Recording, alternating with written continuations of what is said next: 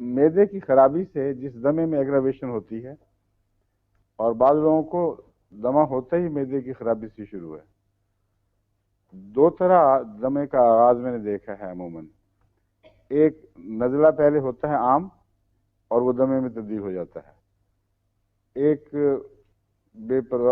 بد پرہیزی کرتی ہیں عموماً عورتیں، اچار کھٹی چیزیں، اور یہ عجیب بات ہے کہ دمے سے پہلے اس کا دورہ پڑتا ہے بعضوں کو، وہ ضرور بد پرہیزی کرتی ہیں، اندر سے ارج اٹھتی ہے، اور جب معدہ ایسڈ ہو جائے پھر دما شروع ہو جاتا ہے، کیونکہ ایسڈ میں کنسٹرکشن کا مادہ پایا جاتا ہے. یہ کنسٹرکشن سارے جسم میں پھیل جاتی ہے.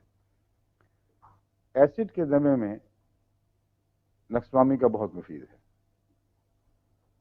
اور جو نزلاتی دمے ہوتے ہیں ان کا علاج یہ ہے کہ نزلے کی روک تھام کی دوائیں پہلے سے کھائی جائیں اور مستقل اس کو اپنے غذاؤں کا حصہ بنائیں، نہ اپنی روزمرہ کی دوا کا حصہ بنائیں.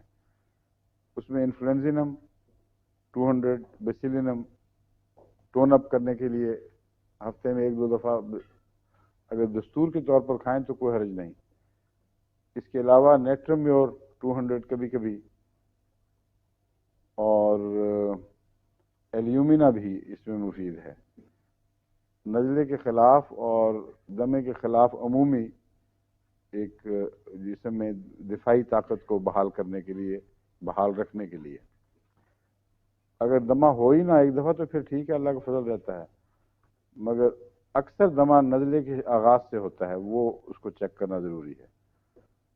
بعضوں کو ہوتا ہے اسٹیٹس دمہ، اس کا مطلب ہے کہ لنگز مستقل دمے کی حالت میں رہتے ہیں، کبھی تھوڑا سا کم ہو گیا، تھوڑا سا زیادہ ہو گیا، ان کا زیادہ مشکل معاملہ ہے. لیکن میں آف اینڈ جو اٹیک کبھی کبھی ہوتے ہیں لوگوں ان کی بات کر رہا تھا.